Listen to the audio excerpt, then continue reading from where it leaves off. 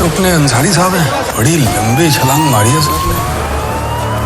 Office बढ़िया है, और जब ना पार बोला तेरा टेबल, आपका टेबल फैलता रहा। Tom died in your city offices, under your watch. What are we going to see you in next? What do you have in store for us? I'm going to be playing Superman.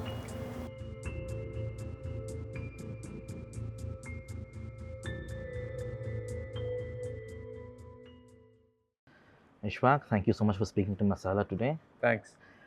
So let's dive right in.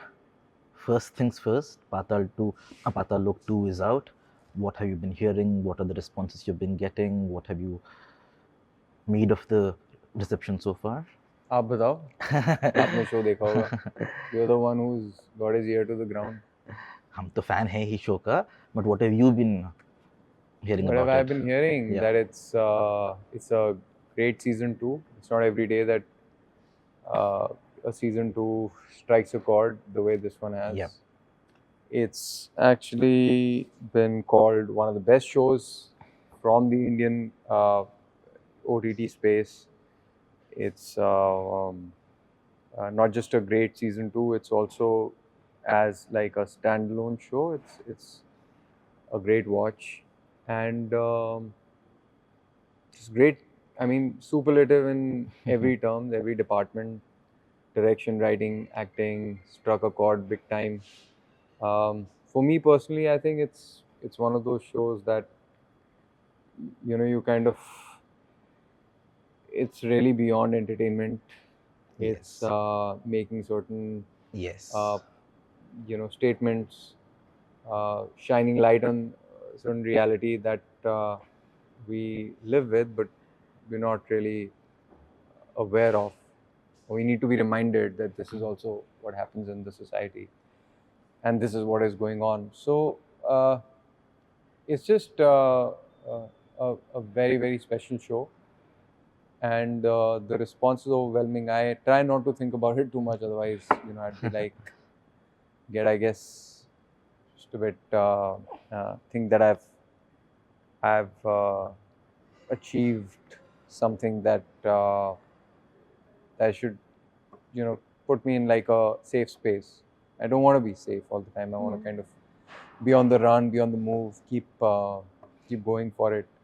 Absolutely. And also, I mean, first of all, like you said, there has been near unanimous acclaim of the show. I think there has really been barely any criticism of any kind, and it's been accepted by practically every kind of audience. True. Also, not just about the show, but for yourself, about your performance, about Imran Ansari in the show. How has that been so far? The reception you're getting for season 2? Yeah, it's in the same vein. It's, again, a lot of love for Ansari. I didn't expect it. Because I did the show. You know what happens with me is, like, when I take up any job, any film or a show, I read the script, and of course, when you stay with it, like a director, a writer, they have a sense of what this show can do. Yeah. Or which character is standing in terms of hierarchy, in terms of the pecking order. But I think for me, it just kind of becomes about the character, and then that my journey of the character can be very different from what the story is, because you have those the storyline, and then when an actor really dives deep into it, then he's got to create his own backstory and live with that, rather than what's happening in Nagaland and what are the politicians talking about, what is Hathiram's what is Hathiram going through in his personal life. He may or may not know. So he's got to build his own world, and I'm kind of there. And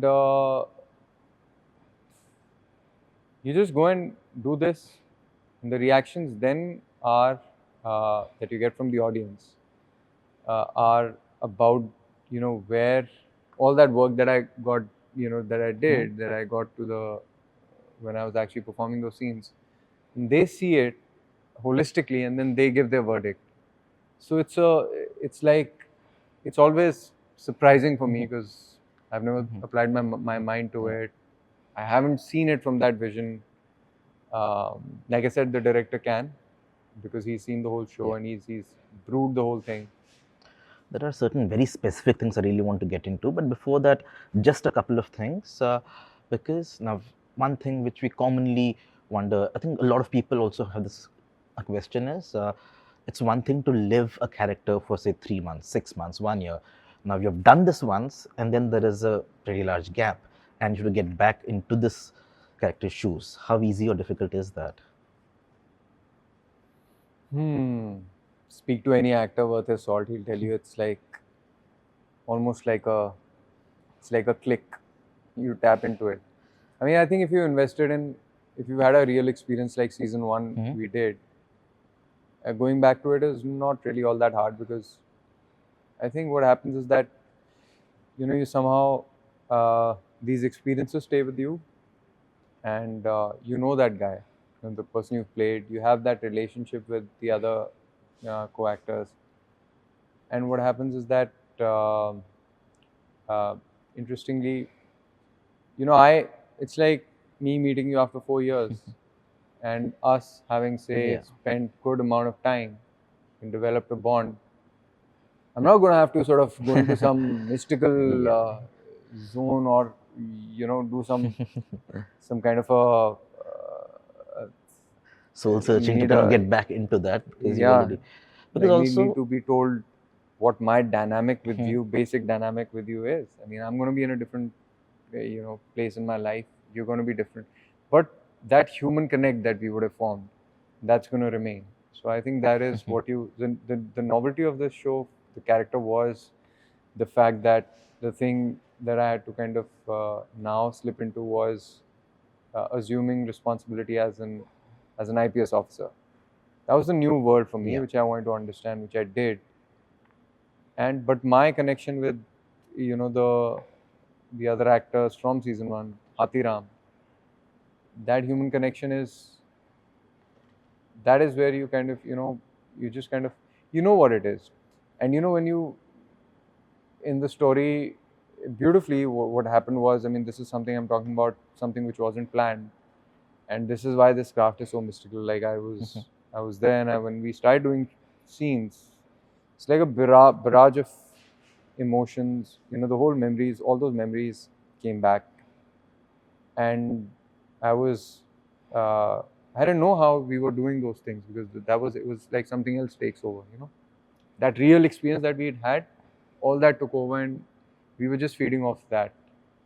Absolutely, because now it's perhaps easy to understand that the camaraderie you shared with Hatiram Chowdhury and the other co-actors, the soul of the character you might easily slip into, but the minutiae, the details, like say the body language you had used 5 years ago, do you still remember those things, or is that just as easy to slip into? But demeanor is a part of your mind only, it's a mindset. It's not I don't think, I mean, it's nice that I think people understand a lot more other arts, crafts a lot more than they understand acting. It's not about it's not necessarily about me being overtly aware of what my hands are doing and I'm going to be sitting a certain way. No, you kind of, we don't do that in our day-to-day life. We do not always, you're not currently thinking about what your lips are doing. It's just happening because you're wired a certain way. Yes. These are these twitches, these movements, it is a part of something more basic, more fundamental, our core. But these so twitches... once you know the core, then everything has to follow. It's not the other way around. It's like that. So for me, for instance, I'll tell you what, like the core of Ansari from where he was, just say in the professional milieu, he was a rookie cop and now he's an IPS officer. What is it that makes an IPS officer? Think about that grind of, the training that he's gone through, the first posting, the responsibilities that he's had, all the knowledge that this man possesses, the confidential information that he's privy to, and the interactions he's having, that power. If you go to spend a day with an ACP, a young ACP, if you have, see the way people move around him. Everything is like his area. He's the boss. Did you do that? Did you spend some time with? I did do that for Paatal Lok season 1 as well. Season 2, season 1, I worked with people who were more of the ones on the ground, Yeah. officers like sub inspectors, head constables, and the people who are kind of actually solving cases. This time around, I did was fortunate enough to make some connections with young officers who really guided me, inspired me. So yeah, I mean it's about that, Yeah, because also I The mean, change in body language of Ansari also comes from there. It's very he's timid because his rank is such, changes because of the power that he's assumed now. so fair to say you get into the mind of Ansari and these things just follow. You have to. I mean, it's उसके mind में घुसने से ज़्यादा it's more about to know it's like if I understand the dynamics of your profession, your working, how your organization, how, the pecking order of your organization. I'm Yeah. not getting into your mind, but I'm understanding, what how your industry works, how you work, how you operate. यार ये है मेरा ये जो junior है ना इसके साथ मुझे ऐसे डील करना पड़ता है then my camera team this is what I have to these are the tasks I have to give them your content you kind of how you deal with them what is current what is it that you don't want to ask a person your guest all these things it's like it makes your world and to understand it's like that information getting that information So let's say again, what I actually wanted to do with this interview here is, if let's say if we try to contrast and deconstruct this Imran Ansari and Ashok from Berlin. Now, there are so many. First of all, I want to present a hypothesis to you. I want to see if you agree with that. Is it fair to say that Imran Ansari is a far more introspective, meditative, internal performance, whereas Ashok had a touch of theatre in him? Is that a fair assessment? They're just different personalities. Sadly, what happens is that I think while I've got immense amount of love for both, I think anything that is cinema is kind of bracketed in this kind of a niche performance space where if you smile too much, if you are expressive, even if it's coming from a true space, it is considered theatrical. And I mean, But theatrical in a good way. No, but that's Yeah. what I'm saying. Yeah. Good, bad doesn't. I know it was all massive thumbs up. I wouldn't have got. Yes. I can expect some criticism for. Fortunately, I didn't for both of them. It's like been unanimous for both the performances. But what I'm trying to say is that you see these characters in real life. This is a very. How can a person who is a hustler, have the same mannerism, have the same expressions of someone who's, marginalized to a point that he's deaf, he's an orphan, he's the complete antithesis of me. That was the brief that I had given to myself. They're both very the process, because you said the first thing you said one is theatrical, the other is not. There's a lot of internal acting that also happens on stage. There's a lot of histrionics that you see in front of the camera. So that description itself is wrong. It's a very, very, I think really dumbing it down to when you get down to using that kind of a description, that to call anything that is expressive, theatrical, it needs what the term instead I would use is authentic or something which is, or rather internal and external. But they're both authentic, yeah. So internal, external. I think perhaps semantics is a bit of an issue. Theatrical, internal, external is pretty much what I was going for. No, but it's not external. That is more internal. Berlin was more internal? Yeah, equally internal. Just because he's expressing doesn't mean that he's not internal. And external is something that a certain expression is going to draw a certain reaction. But when it comes out of a performance, you're not really aware of what you're doing. it is that thing, the it is taking over. The process is guiding you rather than you pre-deciding that these are the set of choices I'm going to make in terms of expression. I'm going to raise my eyebrow only so much, and well, that would be external. So it's about the process. Both were 100% internal. And hence it's surprising for me to see it for the first time because I haven't seen the rushes. I don't know what it looks like. I know what I was feeling, and that's the whole thing of what excites me about working, doing what I do is because it's not the end product based, and I don't know what I've done as opposed to like I'm aware of what I was feeling and what I experienced. But वो कैसा लग रहा है? Yeah. That is not something that is a criteria or should be a criteria at all. Is it again fair to say perhaps I and perhaps other people are feeling this because of the inherent element of sign language in Berlin and Ashok?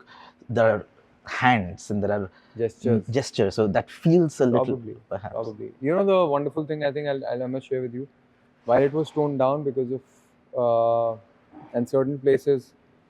So sign language, if you look at when I was kind of training, doing sign language, and when I was interacting with people, expressions are a very, very important part of it. That's such an interesting point. Yeah, it is, because so if I say fear, if I say feeling, so I need to kind of, or happiness, I need to get that happiness on my face. While Ashok is not necessarily doing that because he's in an interrogation room. So the environment is very different there. But when he talks to his friend, there are fewer scenes where he's kind of at ease. There's a little more expression.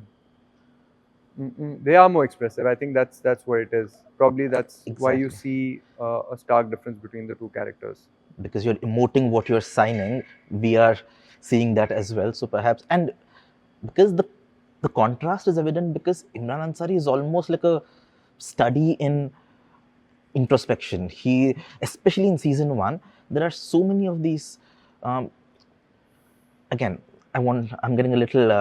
I don't want to digress too much, but because Imran Ansari, there's a lot of stillness in his performance. Is that a fair thing to say? It's your assessment. You can, but please go ahead. Do you agree with that? Tell me. Is that because he is not someone? First of all, let's say if I were to meet him in a parallel, I don't think he'd be someone who'd react too easily to anything. He'd process things. He'd be a far more calmer, more internal person who'd receive information first before doing anything. And he has been through a lot. He has seen a few things. So there is that. Not again. I think the word I want to use is stillness to Imran Ansari, which is not there with Ashok. You see him in that in a sort of a fish out of water situation, because he is, he's like a rookie cop. He's not even from it's like he's observing, he's listening. In a certain way, the way I related to him was like if I was. There were a lot of situations where he didn't react, and the reason for that is because when you move out of go to a new city to start a life, Imran Ansari probably wasn't as timid, or I wouldn't call him timid. I would say that he was like so the thing is that you see him reticent and kind of calm because it's like a fish out of water situation where this man is starting a new life. And it's like when I moved to Bombay, there are a lot of things that I would have reacted to back home in Delhi, but here I couldn't because I had to take it as a pinch of salt. It's a new beginning, and of course he's learning. There's a lot going on, but again, it wasn't like a brief that I gave to myself that he needs to be still. He shouldn't. It was about the rank. It was about where he's coming from, and what he's doing. So all those things. It's just it just boils down to the thing that you kind of again look for I think the core of the character, and the situations that he's in. He's going to kind of keep reacting like that. From that point of view, I think at the core of Imran Ansari, while there were certain things, there was at the back of my mind, like you said, he's been through a lot. It's true, because I don't know if that showed, but there was a certain backstory that I'd kind of understood, and there was a certain othering that I had kind Absolutely. of kept in mind all the time, that what it means to be Imran Ansari in today's Yes. time, and those thoughts used to play out, and anytime there was a trigger, it would kind of bring back a barrage of emotions. So yes, that from that point of view, uh, but again, it's not like designed that I need to kind of. It was all like, this is where you come from, in that search of trying to know the guy, and with that awareness, what happens is that, like, I'm kind of, there could be so many things, but I've kind of kept this sort of a bank of things, memories fresh in my conscious mind. When you say a certain thing, then it could act as a trigger because of what I'm overtly aware of right now. Absolutely. Actually, when you mentioned about the backstory of Imran Ansari, just the one thing that comes to my mind, because the instant of how he's been through a lot, the one scene in season 1, he's been through a mock interview where he's had to listen to something nobody would like to listen to. He's been asked to kind of almost put on a progressive face and not be a certain kind of person, and that is referring to his identity. And then after that, we cut to a phone call he has with Hathiram, and then there's like almost a very brief outburst, but even the outburst is slightly subdued. So, but that outburst, I think, gives us a window into that backstory. Fair to say? At that point, it's like, this guy, there's a lot that I think build up for that little reaction. There was a bit of a build up, and he's been hearing things. He's been kind of told that he's not cutting it. Yes. And I like the way that while he was very, very calm and kind of very respectful towards Hathiram, the fact that he has that reaction, because it's like Hathiram's like on a being the showing a bit too much of bravado, and he's going out and trying to almost like pull a crazy kind of a stunt, and he's supported him all along. Yeah. But right now it's again, he's kind of vulnerable. He's, because of that, the things that he's heard, and then from his friend, again, he feels like no one really cares about me. No one really cares about my feelings, or what would happen to me if this thing sort of becomes if this thing if it comes out that I've given him certain information I'm not supposed to.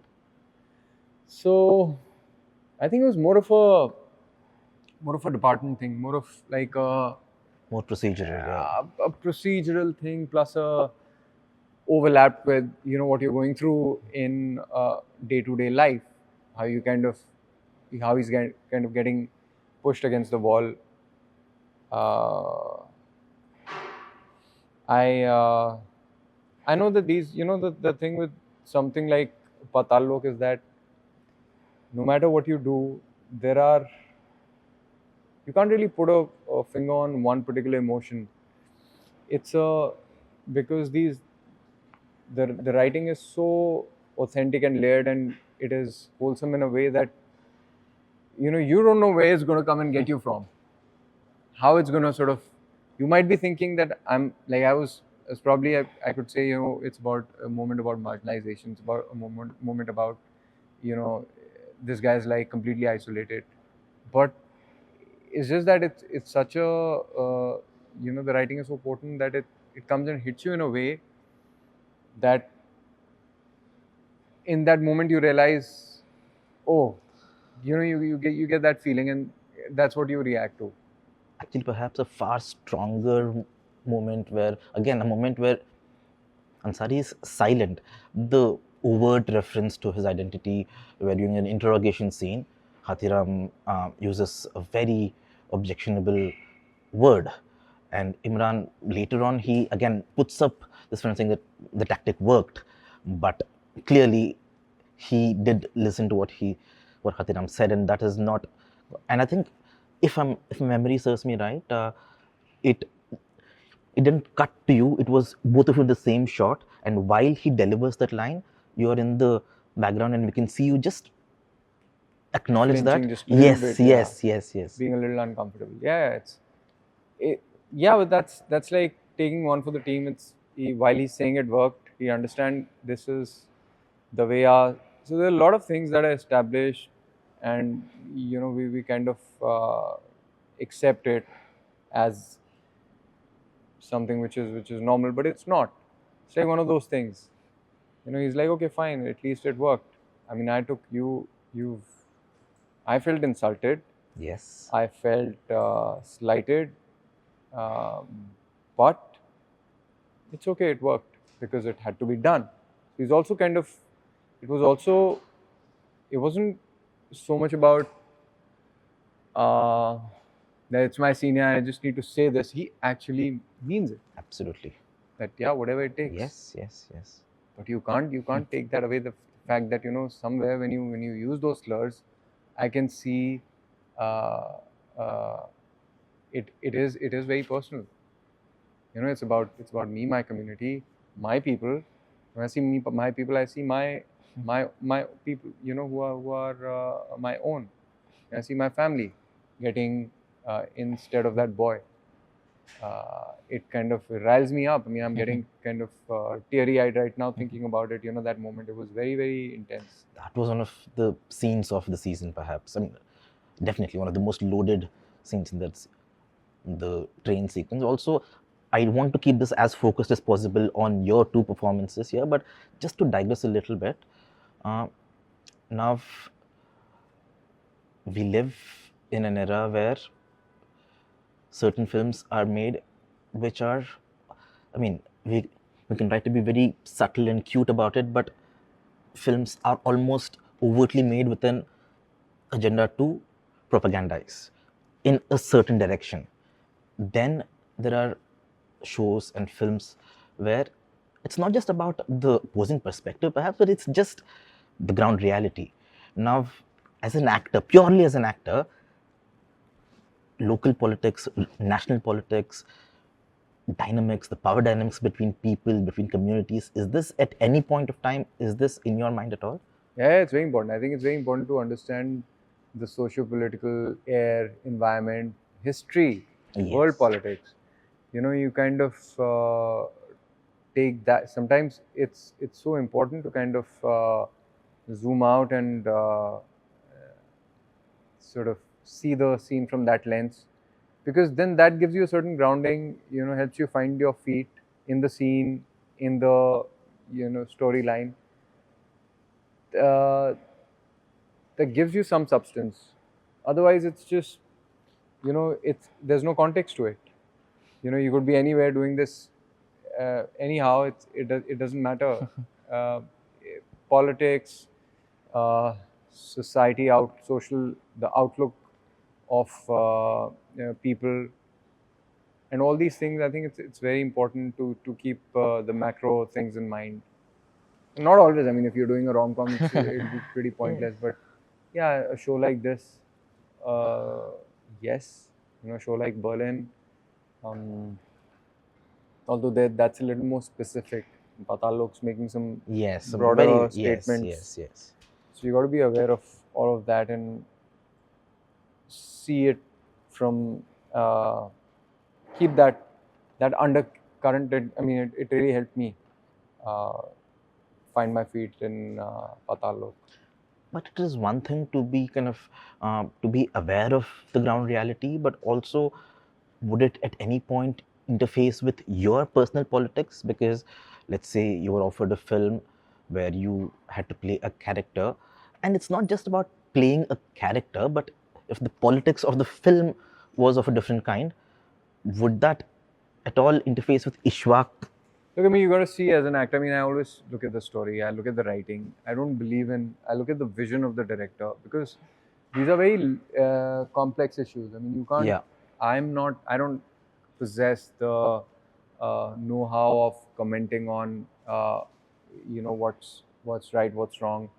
I'm I'm on a path where I'm kind of learning. I try and read different ideologies and try and understand uh, point of views, global politics, whether it's local, But I mean, when it comes to filmmaking, when it comes to selection of scripts, like I said, it's about the quality of writing, the way the character arc is, and the filmmaker's vision. How well he's capable to, if he's really got the skill to tell a story like that, and what's his vision. Let's come back to Imran Ansari and Ashok. So now, first of all, do you have a set process to approach a character, any character, not just these two? There's always going to be like a common approach to anything that you do, which is be as, I mean, for me, I think it's about, I wouldn't say it's a set process. Like you can't really put it down in bullet points. But yes, I mean the thing that I try to do is to be as honest and authentic to the writing and what the writer wants to say. It needs to be that rather than me kind of trying to put in a square peg in a round hole. It's about, it needs to come out of that. And I mean, along the way, if I can offer something to it, which is my own, which adds to the character, the depth of it, that's great. But it needs to be authentic, true to the story, but authentic to the genre. And yeah, I mean, I always, if I stay with the story long enough, it gives me cues to take a certain path, and that is where I think your intuition kicks in. Now, about, say, approaching a character in, say, a film like Berlin.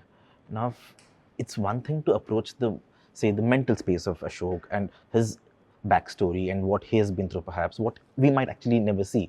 It's one thing to do that, but on a day-to-day basis, say an Ashok versus an Ansari versus maybe if you were to play, say, a lead in a rom-com, would that actually change at all, or would that, are we just reading too much into it? Sorry, I didn't follow. What do you So let's say on a day-to-day, if you have a 30-day schedule, your daily routines, your day-to-day habits, would that in any way change when you are playing Ashok versus Ansari versus someone else? No, I mean, I think there's so much of that is a clear thing in my mind. Like I don't really take my characters back home.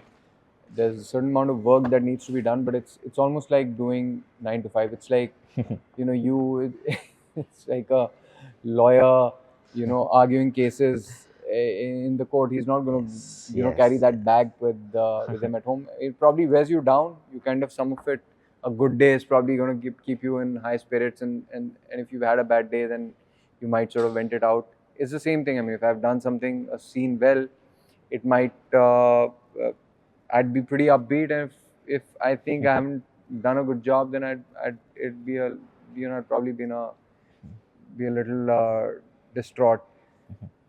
But you don't get, I mean, I don't know why this misconception, or why actors ask this every now and then, that do you get affected by roles? It's a very strange sort of a question, because kids,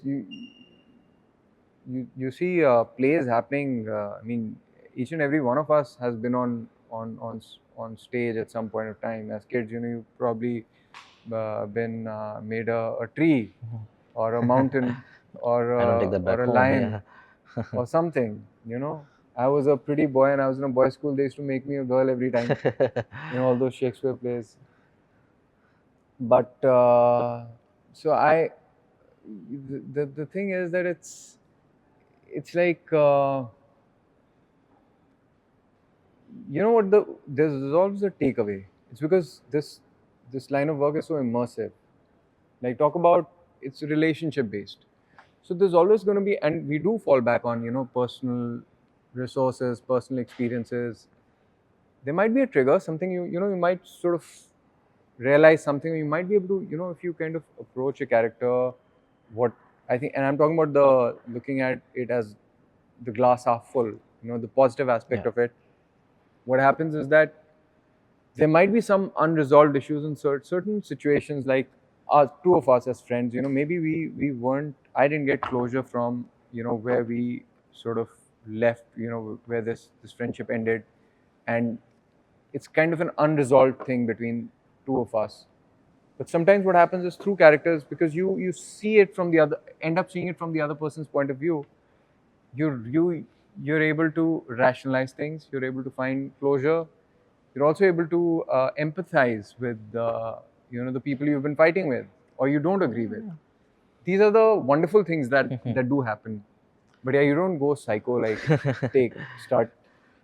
Daniel Day-Lewis is an exception. That's a bit I'm of. not saying that that's that's his way of working, and that's a very I only meant that highly in a evolved lighter, way of working for certain projects. Yeah. For a project that requires that kind of commitment, to achieve that kind of finesse. And again, that's great. I mean, I'd love to do something like that if you have the luxury, but we don't.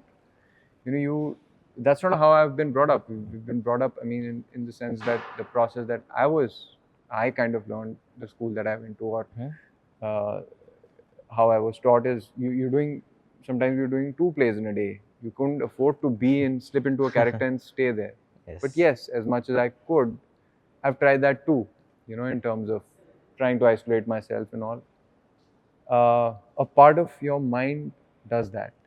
Yes. And I think that is what I enjoy while I could be shooting tomorrow. A part of me is kind of, there. It's, And while I'm doing other things as well. In one of your previous answers, you very briefly mentioned about directors and their vision and working with them.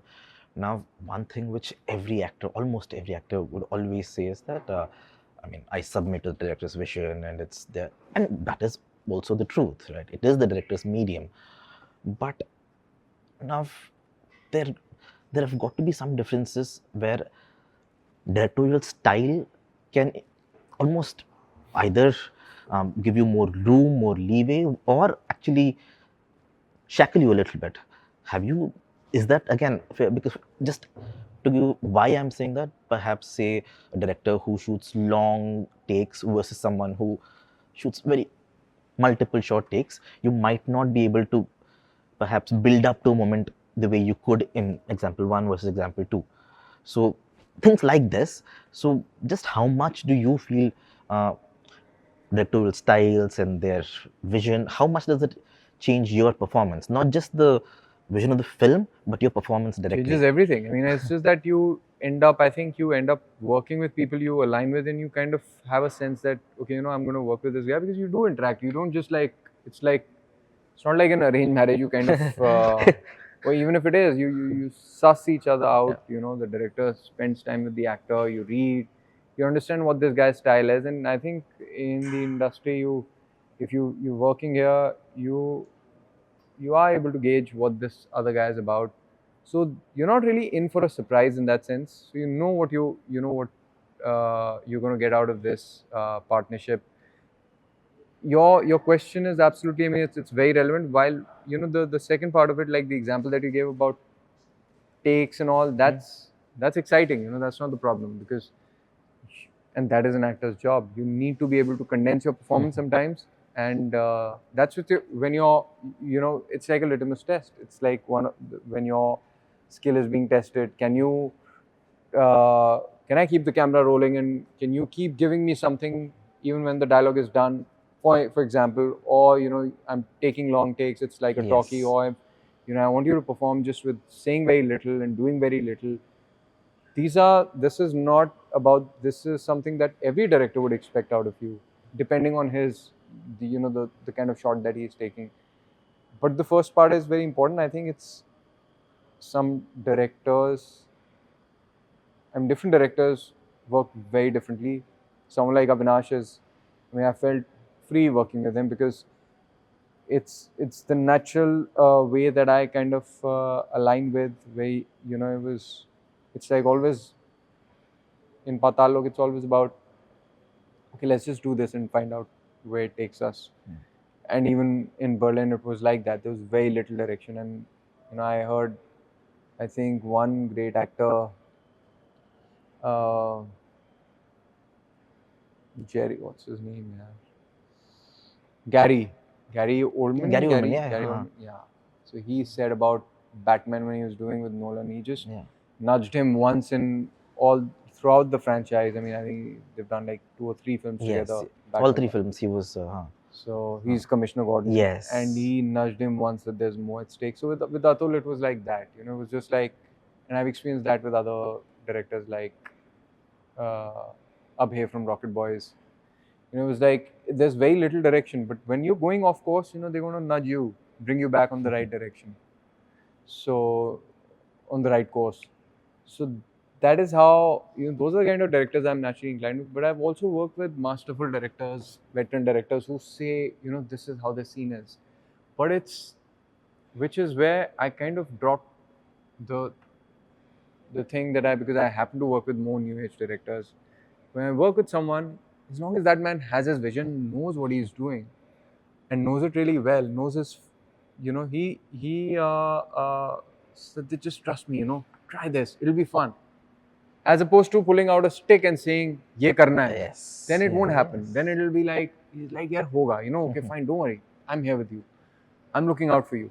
Do this, just trust me. Do this.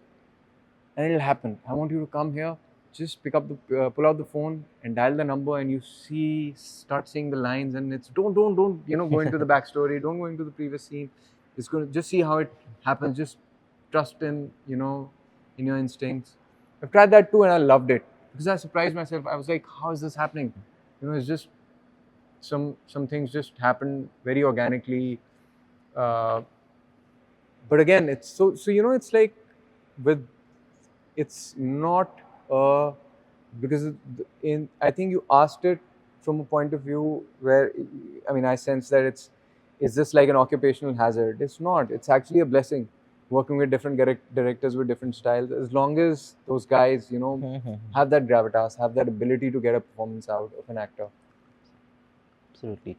Now, one other thing, if you look at Ansari and Ashok and these 2 pieces of work, one thing that is similar here is that your character shares a very complex and a very intense bond with another character.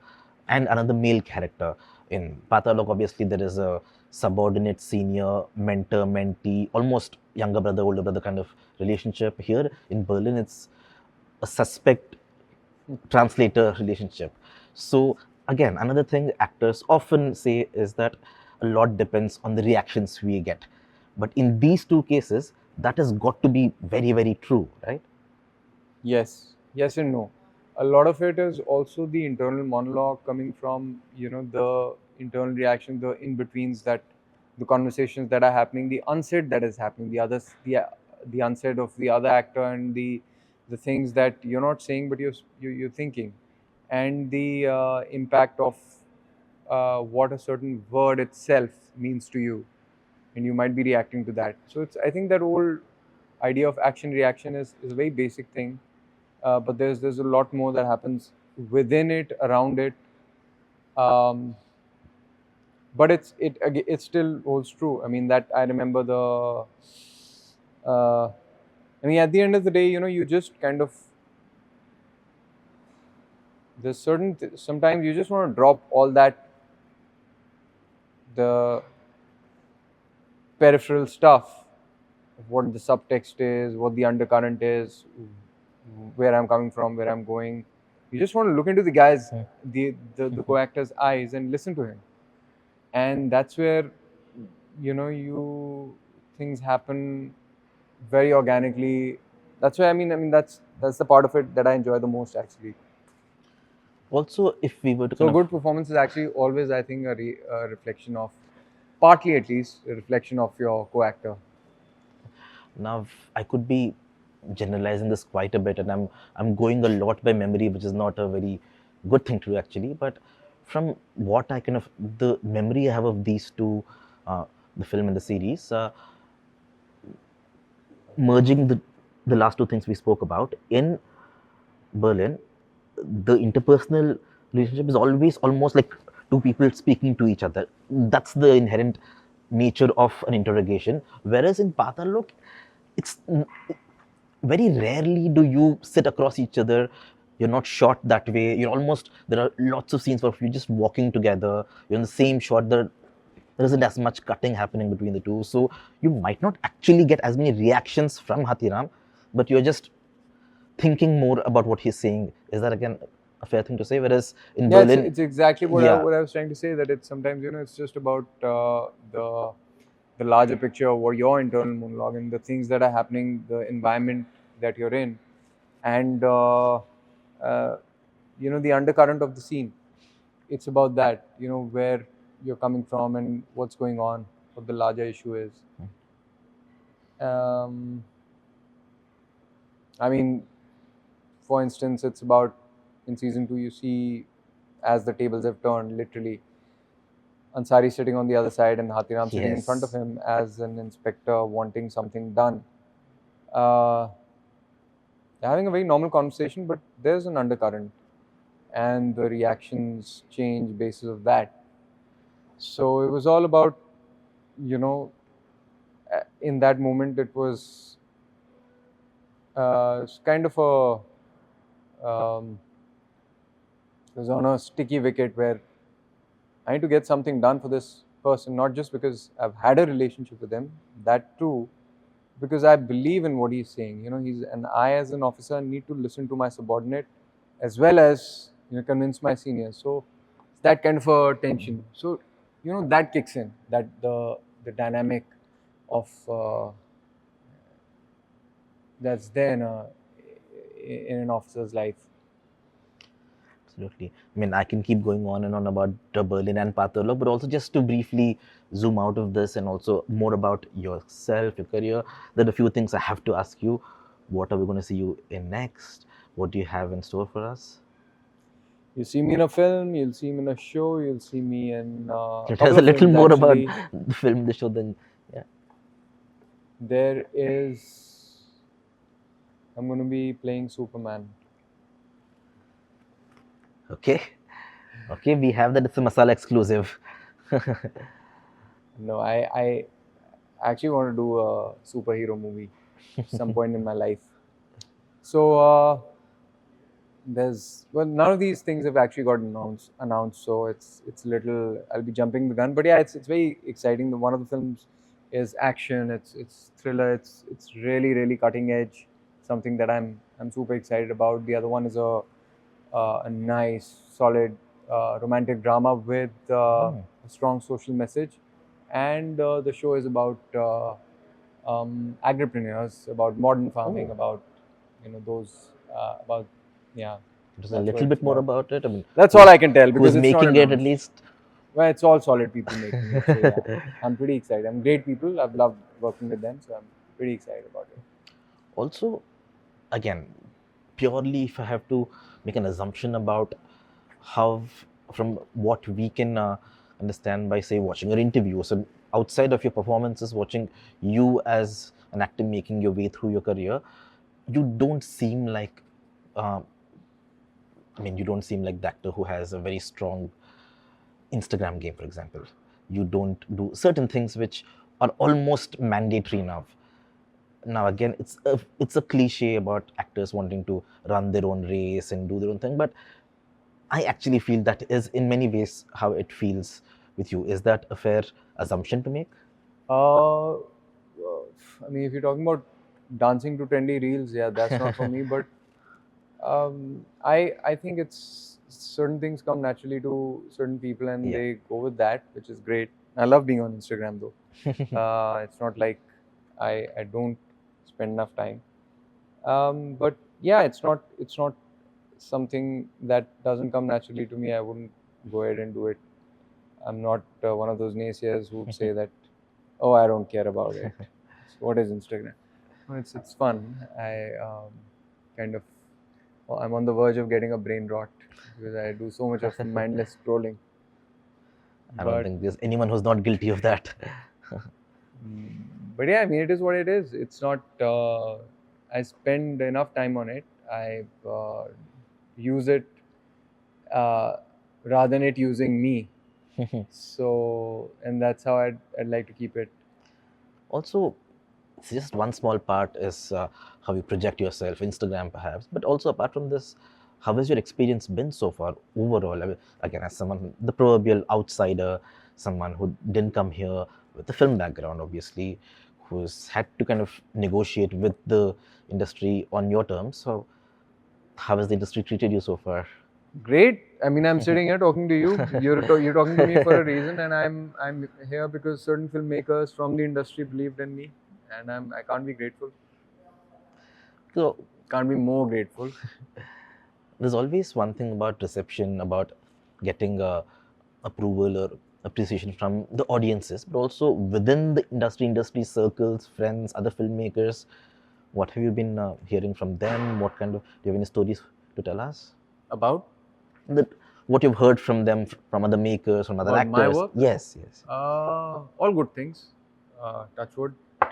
God's been kind. People have been very, very kind, generous. Some of the veterans have reached out to me and given me a pat on my back. It's industry. People I consider the fathers of the industry. So it's great when you have filmmakers, producers, the ones I've grown up watching, aspire to work with, reaching out to you, reaching out for work, and making you feel like you're special. It means a lot. Co-actors, I wish I had that ability to do it. Such wonderful thing to get a message from your co-actors, your age, who kind of are moved by the performance. I never do that. I am ashamed. Could you tell us who that was? Bunch of them. I mean, after season 1, a lot of. I mean, virtually the entire fraternity. I was very touched. Vijay had messaged me, called me after season 1, and a bunch of other people. There's, and these are all actors I really like. So it's Anurag sir message. I spoke to him. It was wonderful. After season 1, I got a message from Javed Saab after Rocket Boys. So that was something. After watching Berlin, David sir called me, and that was very, very encouraging. Lots of other people, wonderful people, from Ram Madhwani to a lot of senior filmmakers. It just kind of, more than anything else, makes me feel that that something I'm doing right. You have this look. I mean, as an actor, you really don't have a roadmap, because you don't get to decide what you're going to do next. Someone has to have that faith in you. So what is it that you do? What's in your control? If you think about it, there's nothing. It's just that the only thing that's in my control is that the choices that I make, as in terms of the scripts that I select, the kind of creative choices I make when I'm doing something. So when you get this kind of adulation, this kind of love, pat on your back, support, words of appreciation, I realize that, what, I think I'm on the right track, and I need to just stick to this lane, not worry about anything else. It was worth not pursuing architecture. No, I did. I mean, I practiced as an architect, but yeah, I won't diss my first love. No, it's great. Acting is something that I always wanted to do. Architecture was more like a detour. One last question. I mean, this could be a fairly superficial question, but would at any point a background in architecture, would that at any point give you some cues about, say, blocking, visual aspects of acting? Yeah, I think it really opens up your mind in a way that it's one, you got to be aware of all the different aspects of filmmaking, whether it's lighting, camera, 10 instructions. more than that, I think, well, that's actually something that I've been able to pick up on while working on stage, because that's very minute and precise. You know, when you're working on stage, it's only one shot that you get, and your movements need to be very precise, your actions need to be very precise, because you can't do it again, and the audience is right there. So,